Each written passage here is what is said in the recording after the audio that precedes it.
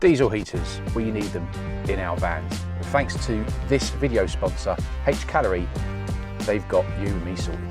Tank for your fuel, exhaust pipe, tube, hose, T-junction. You get your mounting plate, fuel line, vent for your heat, electrical cables, fuel pump, your control panel, instruction manual. And there you have it, that's everything that you get in the box. And here she is.